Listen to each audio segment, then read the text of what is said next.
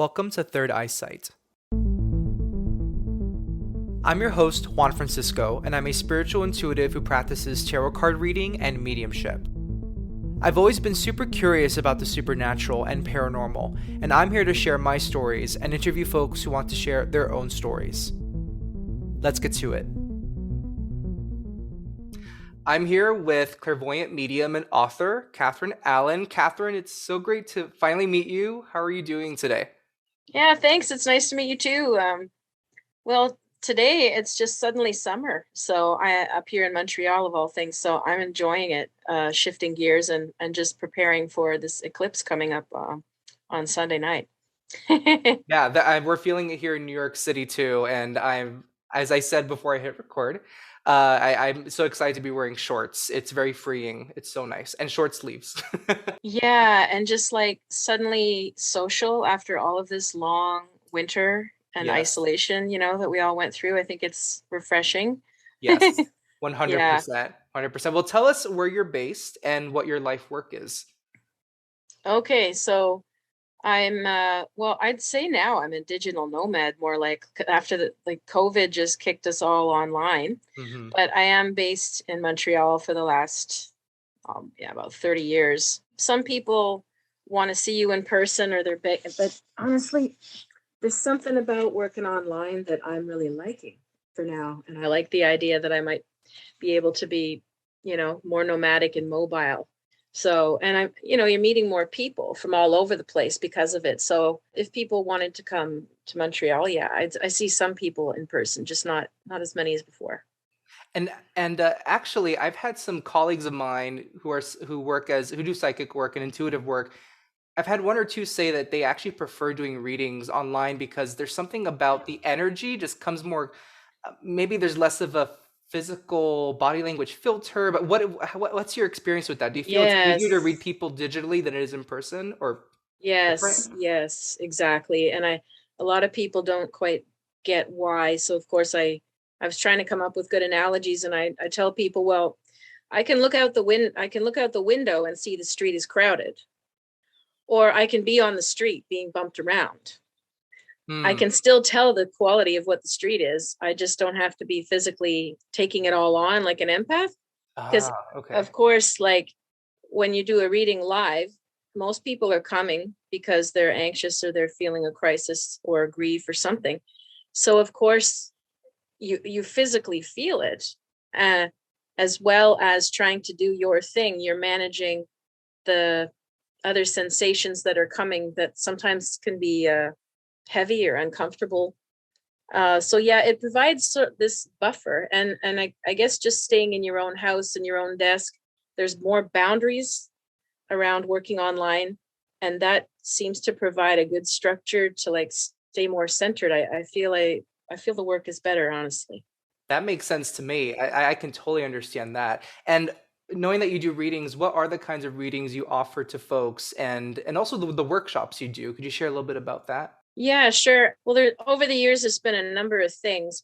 The main thing is going to be tarot and clairvoyance because they're sort of combined. I use the cards, but I'm also it's opening the door to channeling, and that's more like interactive. And I'll say what I see, but people can talk to me. So there's coaching involved for people, trying to navigate personal decisions. And then mediumship I offer as a separate session because it's to me it's a completely different headspace to go there or talk about spirit guides.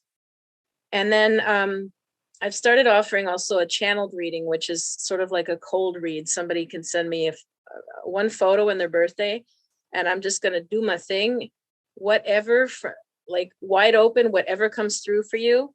I tell people, if you're hoping I'm going to tell you what to decide next week, then this might not be the reading for you. But if you're just like, is anything coming through around me, past, present, future, spirit guides, you name it, this is the one. And I'm enjoying doing that.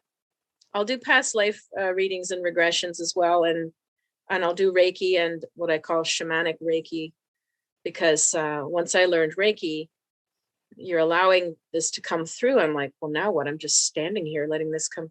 So that's when, ironically, my own spirit guides would show up even stronger and start to point out and what things are like cords that are attached to people, or go do this, go, and just a lot of layers of clearing things for people. So, but those things people don't come that often for, but I love doing that kind of work. And I first started out with astrology, so I have a YouTube channel and I do astrological stuff, and I still love that too. Yeah. How fun. You are quite the Renaissance intuitive worker. Like it just your hands in different that's so great. And Thank you. when did you first realize, or when was the moment that you first had interest in this field of work, or this field of things, or when you first Hmm. realized you had abilities? Yeah. Well, honestly, a lot of mediums have stories of, oh, when I was 5, I saw this spirit in my room and I just knew that I was gifted or something. But no, I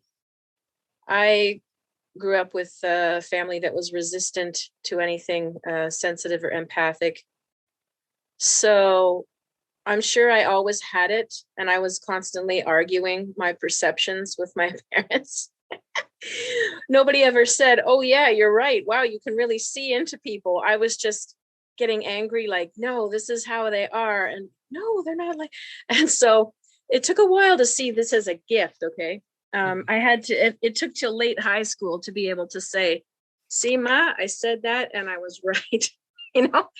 But as far as like, when did this start with the dabbling into these arts? Like, it was maybe around when I was 15 and we'd split up at the shopping mall for the day, and I was in a bookstore and I started to see astrology books, and I was almost terrified as I opened one that somehow my dad would catch me, like as if someone was watching. It was terrifying at the time to say you were into any of this.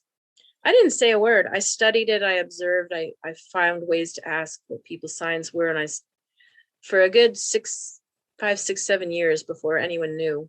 And then when I came to Montreal, I met a boyfriend who was friends with people who had a magic store, pagan store, and he had tarot cards, and I just never put them down again after that. And I ended up working at that store a couple of years later for about 13 years. Wow. So it other cool things happen too, like when the student's ready, the teacher will come kind of moments happen. A lot of that started to synchronize in Montreal. Yeah, there's no coincidence or accident, that's for sure, when these things happen on our journey. And I like the point that you made. I think you are making a point by sharing how for you it wasn't the story of, when I was a child, I saw an old woman at the foot of my bed, and that's when I knew. And a lot of people do have that experience. I myself also, I don't have that experience myself. And what I Hmm. like about the books you've written, and we'll get into that in a second, especially your first book, A Little Bit of Intuition, is that we are all intuitive. We all have the ability. I don't know if you agree with this too, but that I feel that we all have the ability, but the way it manifests, that's what makes it the unique gift for each of us. Like we all have intuition. For some, they do it through this channel or this way of channeling or this method or using cards. For some people, they can't practice medium or their ability to read tarot cards that pulls them more than mediumship ability, but Yeah, it's still intuition. Yeah, I don't yeah, know if you see it the same way. It's almost like there's so many singers out there, but not every singer sounds the same way. But they are all yeah, talented. That's how I personally see yeah. it. We can all sing Happy Birthday, but we're not all Pavarotti. Yeah, and that's okay. Yeah, well, yeah. Yeah. But yeah, same with intuition. I think anybody, even people that'll swear up and down that they don't have any, very often know they're quite intuitive in the way they make decisions. They just don't really realize it or make it conscious until, I do things in workshops here to sort of point that out. Like the stuff you might think is obvious, but you're actually taking it in and reading it instantaneously, almost like on an animal level, Mhm. as Yeah. we all would. I'll ask somebody, point to someone you walking down the street. Are they happy? They might go, well, no. Like, well, how'd you know that? You're not talking to him. What gave you the vibe that this all of you think he's not happy? Is he single? Is he? And they will all have answers if I break it down based on their gut feeling. So I think on a basic level, we are all synthesizing lots of things all the time, and we're making choices and judgments. We just don't make it conscious. So when you make it more conscious and you start to pick up detail, well, now you can go into the realm of channeling, and then that can just expand. I would totally agree. And I think one of the most fun parts of my own journey is when I've become more consciously aware of the intuitive ability I have, like the next person has, and I've looked back on memories of my childhood and think, oh, not everybody experienced what I experienced as a child, but I took Yeah. it for granted. Oh, this is just, I mean, it is normal, but I thought this is what everybody experienced. No, not everyone feels chills when they enter XYZ kind of place, or it's fascinating, and that's what makes it kind of fun, is when you look back and think, oh, that wasn't a common experience for everybody my age, and maybe the next person had a different kind of experience, but yeah, it's also fascinating. It really is. In your work that you've done, do you come across, like, let's say someone books a reading with you and they themselves are not someone who consciously recognizes themselves as an intuitive worker, and they're going to you because they see you as that resource to go to for that kind Yeah. of thing. Does it happen often for you that you will have a client one-on-one who you are very confident has stronger intuitive abilities than they may realize, Mm. and they don't see it? Does that happen often for you? Yeah, for sure. I mean, some people it's it's really obvious, and I'll tell them. Others, they need an awful lot of what's the word? I mean, if they've come for a reading, usually there's an awful lot to sort out before they're going to get centered enough to tap into that. Right. Um, Sometimes the most fun readings, if I'm honest, for as one reader to another, are when people are already sort of like tapped in, but they're doubting because there's a lot going on, and they're just looking to you to be like an affirmation and take it into further detail, instead of, I don't get as many, but at the beginning days, there were lots of people that say they would just sort of completely give their power away to you, and you could have said anything to them, Hmm. and they would take it literally. And I always discouraged that. I'm not your guru. Right.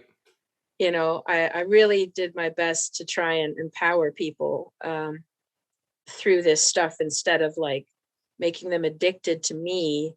Should I call them now? What about now?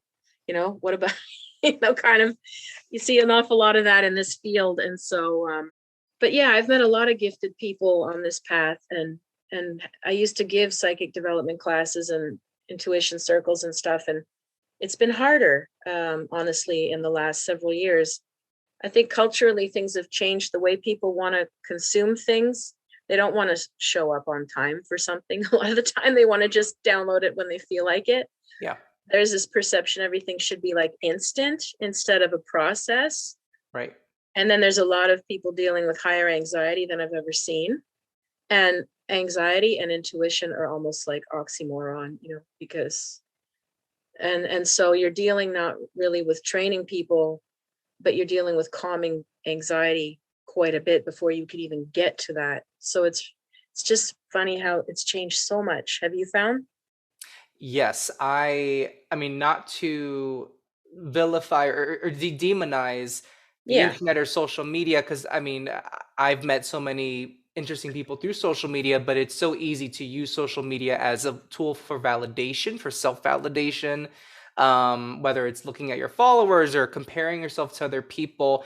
And I feel that with social media, I think also it's become this this buffer that sort of brings out the I hate to say the worst in people, but I think there are things people will say on the internet that they would never say to your face in person, but they feel Oh yeah. more encouraged to do it because they're behind screens. So I think all of this combined has created this big about to burst bubble of anxiety, I think culturally. I mean, I felt that definitely, and there are times when I have to take a break from social media because there's just too much. There's just oversaturation of news or a topic that I'm tired of hearing about. I want to stay informed, but not to the point where I get so anxious about it. I definitely feel that for sure. Yeah, and there's also a lot of people that know that they can, um well, they see these arts as a way to make a buck. you know Yes. there's an Yeah. awful lot of, there always was, but I think with internet, it makes it a lot more accessible for people with great marketing skills, or maybe more like, a narcissistic presence, to get followings than the authentic people. So that I found a bit tough to navigate over the years, but I think I've come more to peace with it. But yeah, it helps to have books because people access you through your books. It's the first time there's ever room to tell my story. And a lot of people will come back to me and say that that's some of the thing they liked the most in the book was hearing my story. I'm like, oh, thank you. Because usually you're just dealing with the speed and they want their answers of the reading, and you're not saying any of your own journey to relate. And Right. yeah, anyway, so it's been really lovely to have the chance to write these books. Yeah, and I think that's a practice in also being vulnerable, writing a book and Yeah. infusing your story into it. And going back to what you said about empowering your clients, I tell people that I read, I tell them all the time that I'm doing this.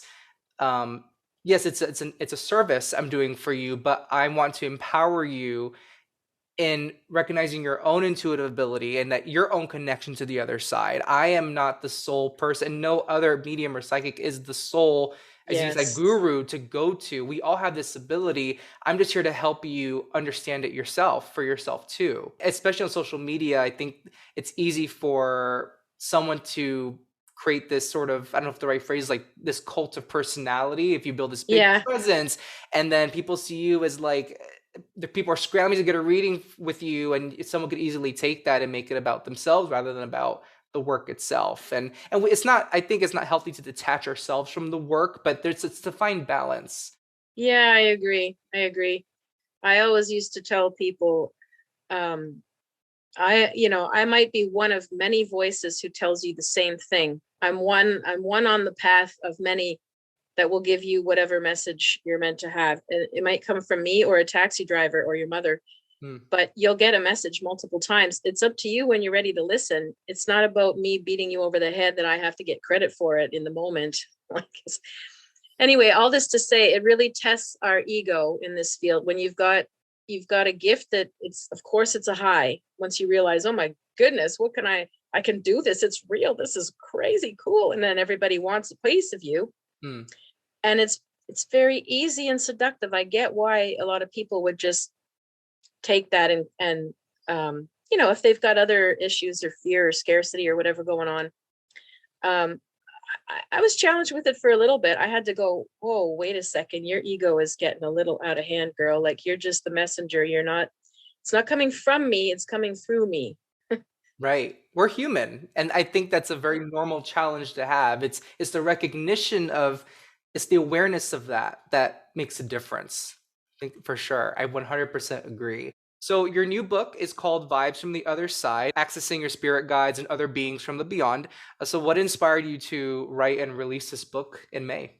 Basically, this time around, I pitched my publisher with this, and I wanted to write something to sort of tie together all this stuff that I've learned pretty much on my own, experientially over the years, through trial and error and through customers that came or through my own lived experience. And I wanted to make it accessible and real to other people going through it. And I feel like I covered a lot more things this time than before. And I got a chance to talk about how, my mediumship journey, which I didn't last time. Now it's funny because my family wasn't terribly thrilled at the path I chose, right? I think they still think it's a little weird.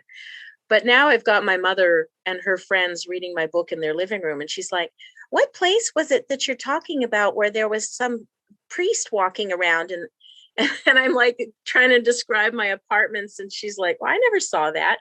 Okay, it's all right. And anyway, it's just funny that now my family gets to know me through a book instead of like talking about it. But I mean, that's a blessing though. If that makes it safe for them to talk about it, read about it, and then want to open conversation that they never had before with me, or that makes me happy. But yeah, I always see myself I'm sort of giving my experience for my own sake, but I'm also I grew up with teachers, and I'm always like a teacher in my head. So Hmm. I'm always trying to make things concrete and practical and accessible for people. Right. And that is pretty hilarious. I think with writing, it is easier to express yourself. So for some of us through writing, and I just find it's incredible that your family gets to know you even more through the books you release to the public, you know? Yeah, I know. I And know. and as in a little bit of intuition, your first book, which we'll get to in a couple minutes, Hmm. you focus more on like what intuition can look like in its different forms for different people. And in this book, it seems like you go into a little bit more of the nitty gritty of like how signs can appear from the other side, and what are the different ways to honor your loved ones on the other side or to receive those signs. So what are some of the things? What were some of your favorite parts of writing this book, or what are your favorite moments in the book for you that you could? I mean, I'm sure the whole Hmm. process was a wonderful process for you, but are there any particular chapters or themes that were your favorite to write? Oh yeah, thanks. That's a nice question. I um honestly, I found it pretty fascinating that I had to do some research on the history of it, because that was pretty cool to see how the Victorians were, really focused on life and death, and did the soul survive death, and these seances and these um plasma or whatever. Like I'd have to even go back and reread what I wrote, because I did the research and I wrote about it, but it still feels like huge as a topic. Um, so I enjoyed that part of the learning. But as far as the parts that I shared, I think the parts that I enjoy are the, like you were mentioning, the signs and the commemoration, because I've just, over the years working with people and hearing so many examples where people got their message that gave them some sort of peace or closure after they set up some sort of altar to the person. And I remember when that started. I was doing tarot at this pagan shop downtown Montreal for years, and like I said, no one's trained me. This was just, I was trusting my intuition all the time with whatever came through. When somebody told me that their parent had passed and that they hadn't felt them around and they didn't have a message, and I remember that being asked of me many times, and I always felt compelled to tell them to put a picture and pick a special spot, things they like, bring some flowers in or whatever, light a candle every day, and pray until you get your sign. And just the diversity of things that came, whether it was like a song or a bird at the window or just some freaky animal encounter, or any kind of dreams, obviously, are strong ones. But I've just heard so many that it's just so affirming that this is a truth of the other side. And that makes me curious and I'm excited to read your chapter on commemorating our loved ones. Something I am the most curious about is when we are commemorating our loved ones, what exactly, in your own experience and your experience with this, like what do you gauge happens when we do commemorate our loved ones? 'Cause I know that for us, it's a process of communicating with them or making that bond even stronger on the physical end of things, and also helping ourselves to heal. It's a part Yeah. of the process of healing, I imagine. What do you gauge happens on the other side? How are our loved ones on the other side interacting with that? Yeah. Yeah. Not an easy question to answer, maybe, but because Yeah, that's a no, lot.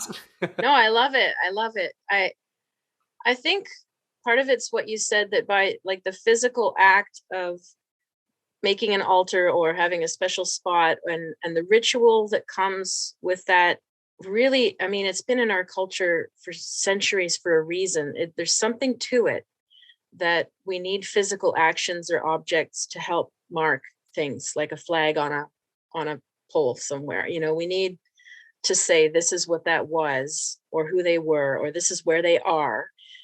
But then that act of doing that, I do believe, heals and opens us so that the other spirit has a way to communicate, and we're more open to receiving it at that time.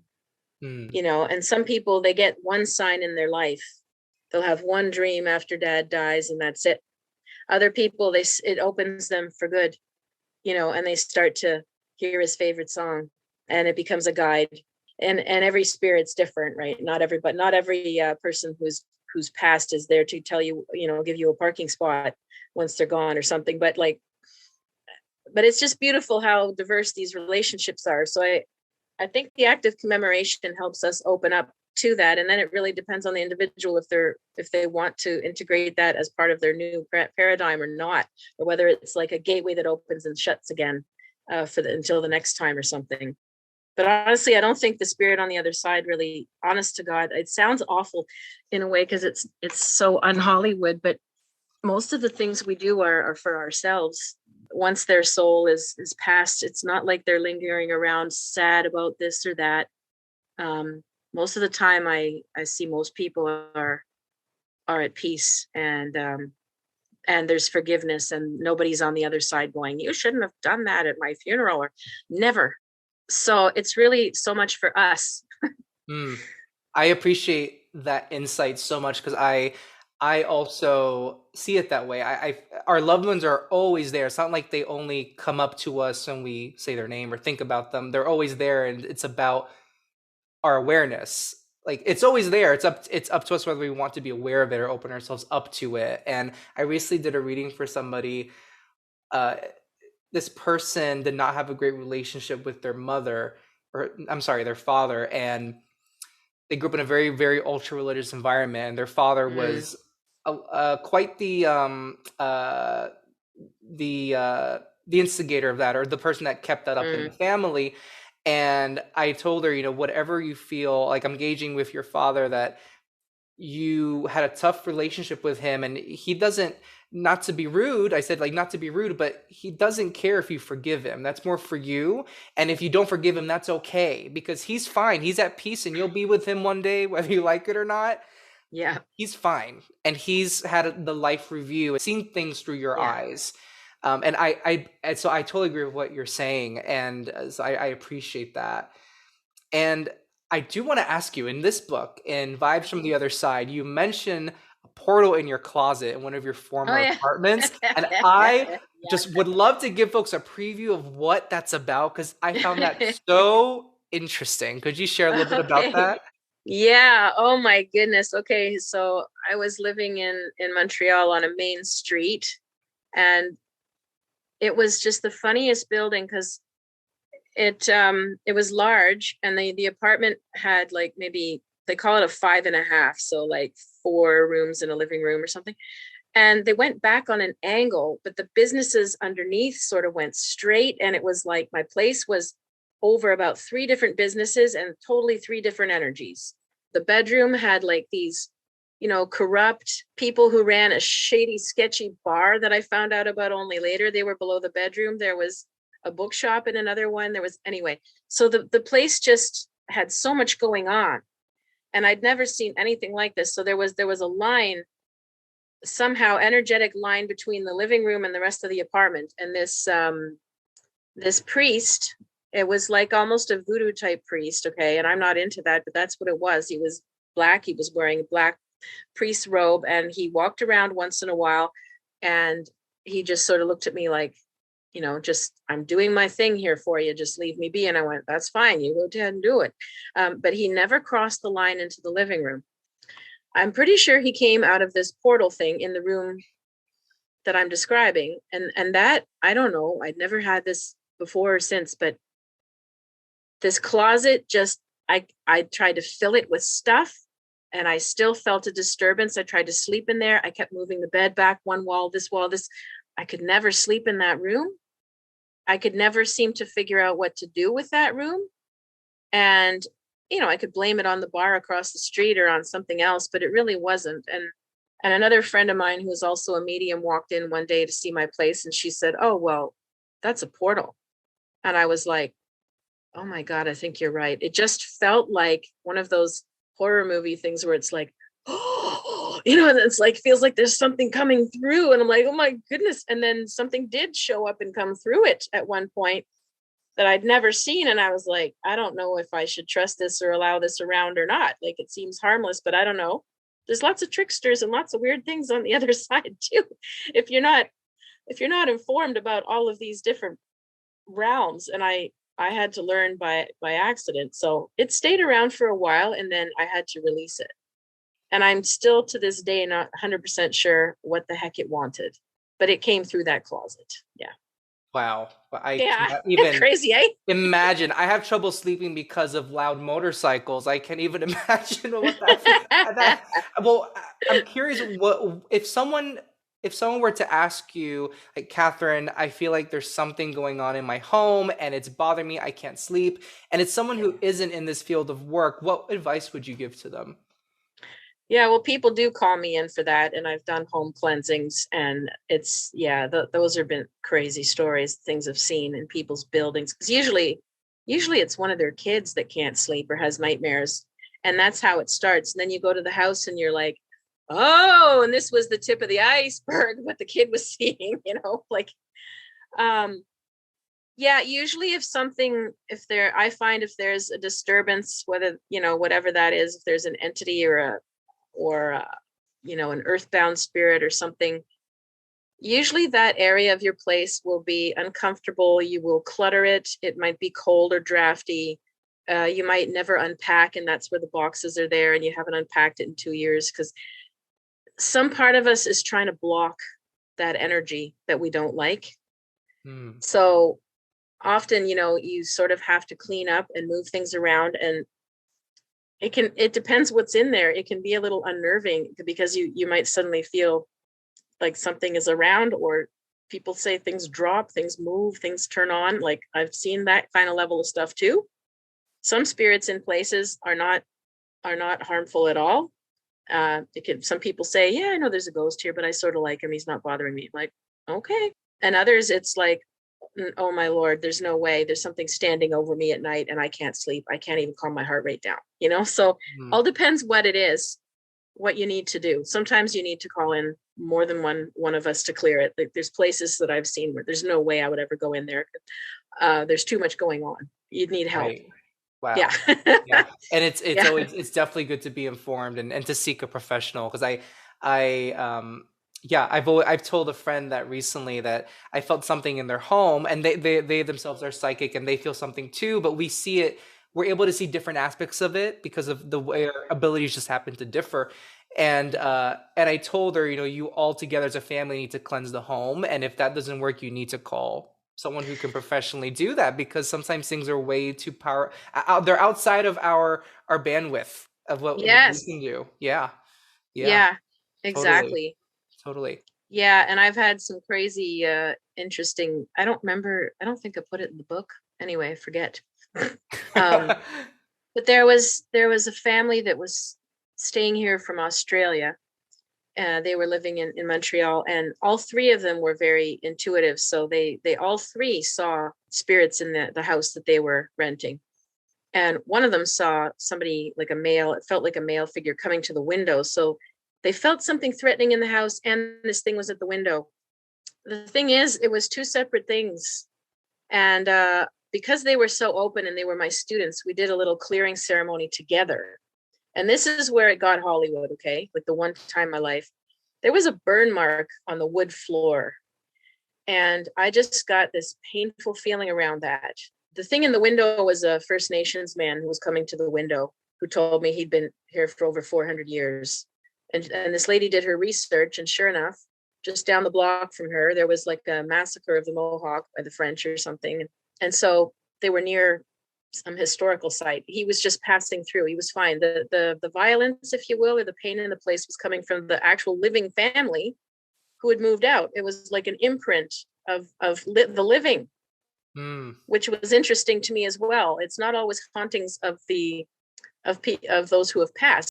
We gathered around this burn mark, which was apparently the child's room, and we all suddenly felt a presence at the door, and I felt like it was the mother, and I asked her to go, and something launched itself down the hallway.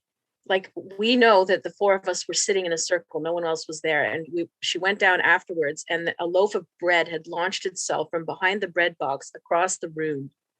It Wow. was crazy. Yeah, I Wow. haven't had much of that. And honestly, I don't know if I want to, because the things you encounter can really take a toll on you. Yes. to process each time, and especially in big cities where you just never know what's gone through that place, right? Yes.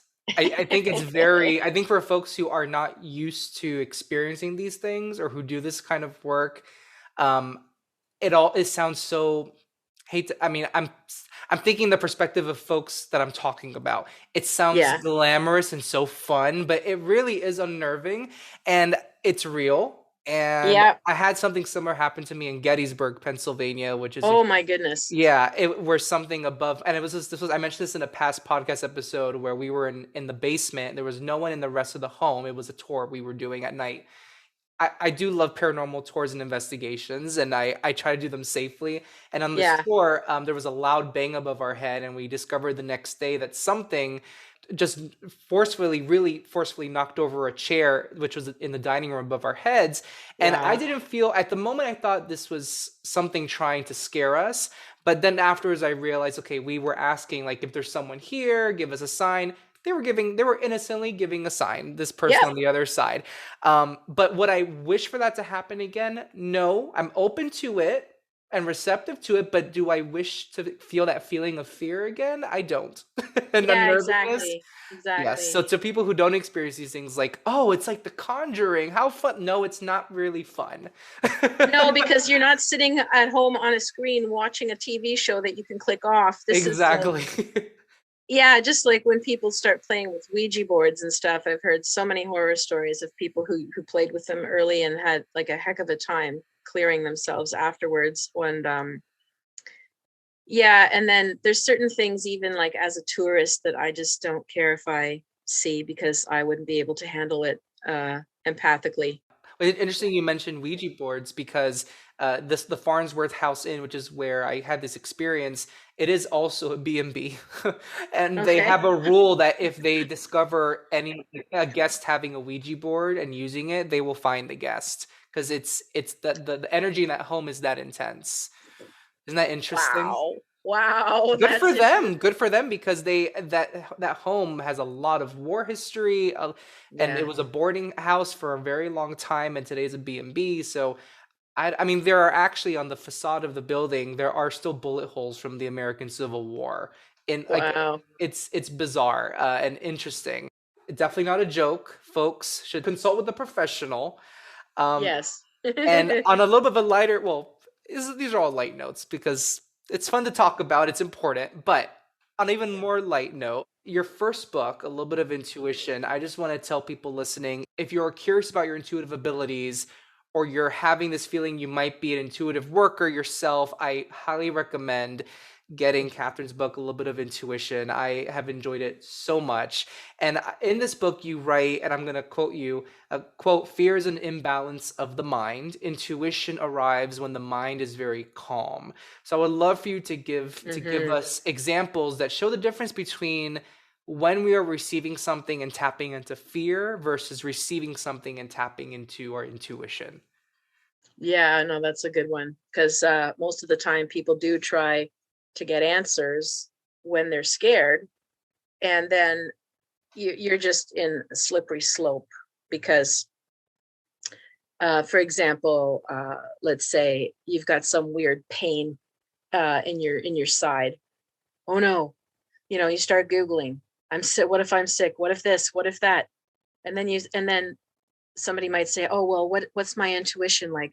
Should I take this medicine, or should I go to the doctor, or should I eat this thing or not? Well, you can't tell, because your heart is racing too fast.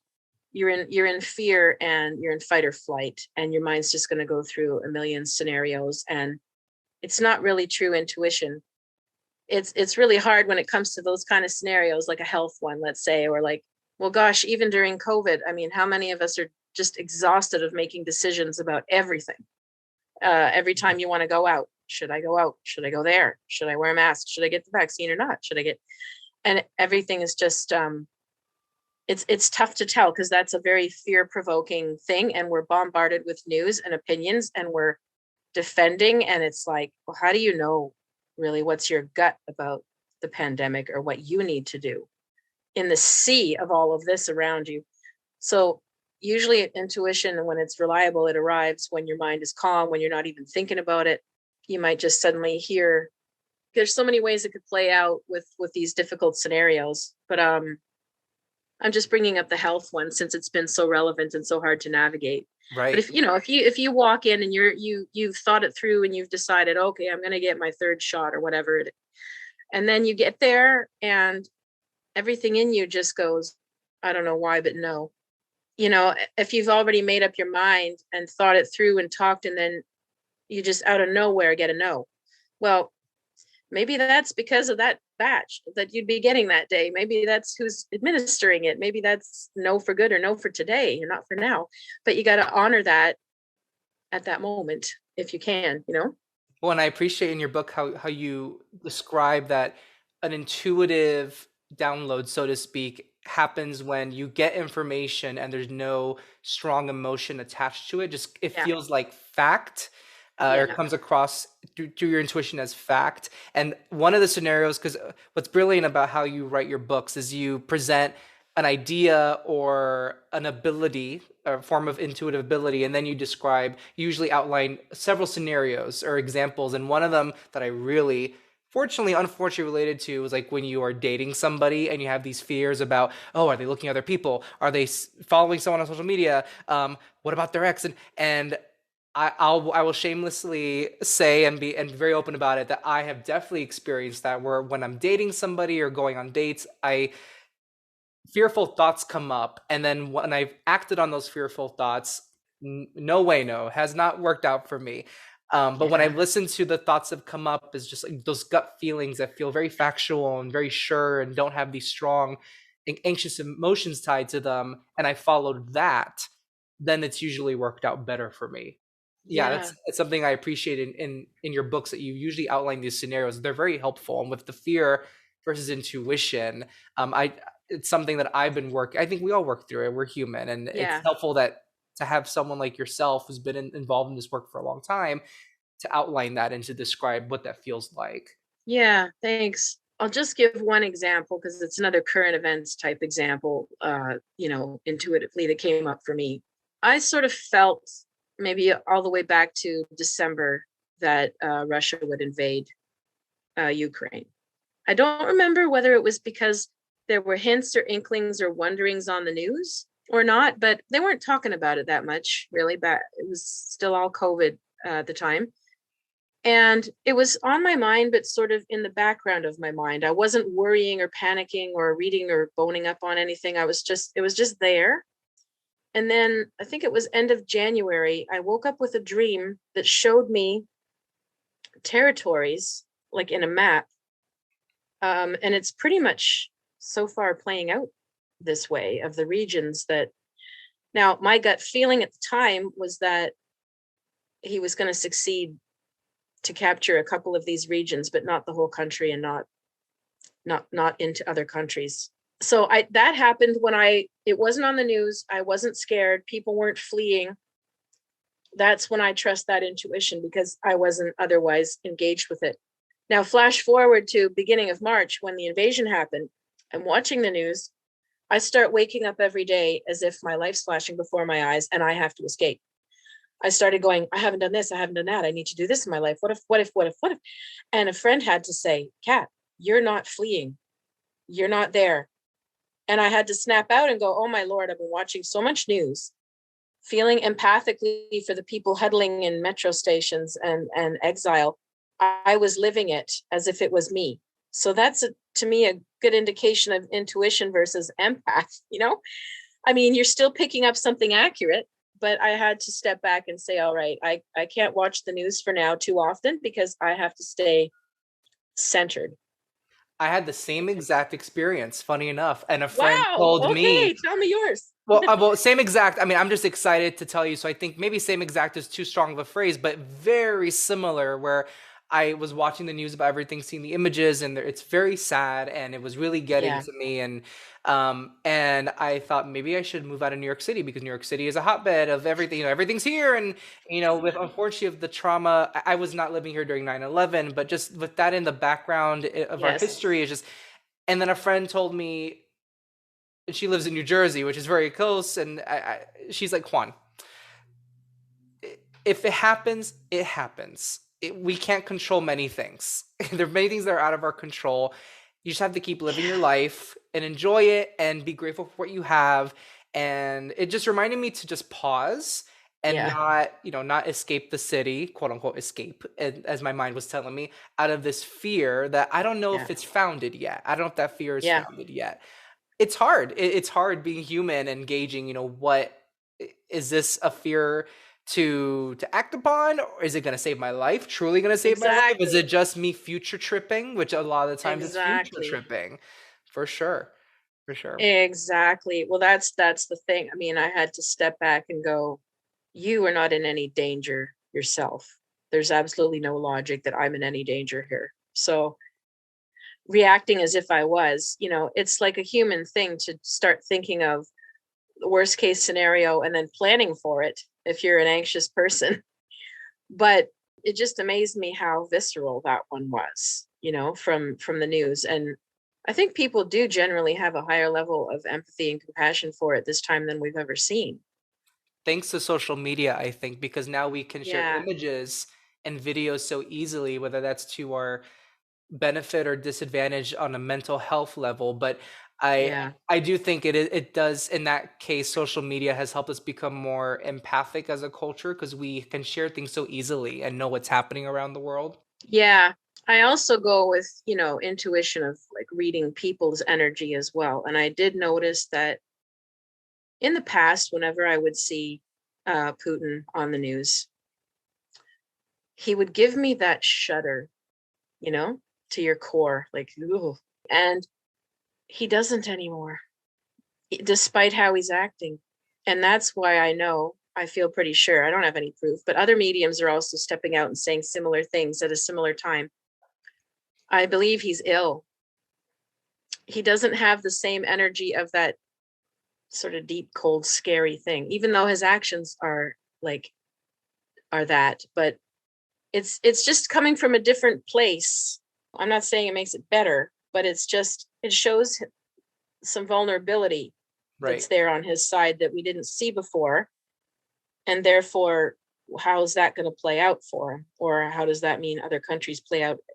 I'm sure we're not the only ones who sense this or have heard things. Yeah. But I found that interesting, right? Because your physical energy is part of your intuition. If somebody suddenly doesn't give you that scare they used to, that could be even a parent.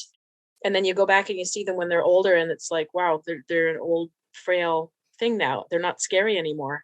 Mm. If you're living in your head with your memories and holding on to grudges and stuff, you won't get that. But if you're like in your body and yeah, but do I feel unsafe really right now? Really? Like, is there a reason? Safety is a big one. We know, yes or no, do I feel safe?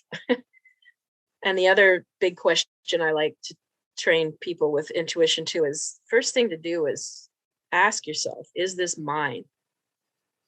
Second, you feel anything that makes you go, oh no, oh no. I mean, a lot of times things are not. They're other people's or they're collective, and it's not you personally. And once you can just get that little buffer, it's amazing how that will calm anxiety and help you act better. That's I think that's a wonderful note to wrap up on. And I so appreciate your insight. This has been a wonderful conversation. And Yeah, I've before enjoyed it too. Thanks. thank you. And before we do hop off, I want to ask, how can listeners learn more about you? My main website is river-rain.com. And then I have a YouTube channel that says Catherine River Rain. I do full moon and new moon forecasts every month. And then of course I'm on every platform there is, I think. No, just kidding. Instagram and Facebook and Patreon.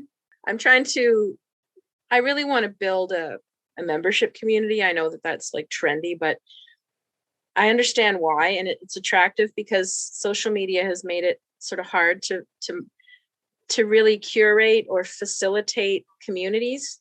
Hmm. And I really miss that. And so I'm trying to build something like that as well on Patreon and see where it leads with all of these umbrella topics. I wish you the absolute luck and the best of luck as you build that. And I feel like social media, I think with all kinds of work that people do on social media, but especially with intuitive work, it's a free for all, and people can message us all the time and ask questions. And whereas Yes. I do see the purpose of building a membership, just a community of members, a membership community.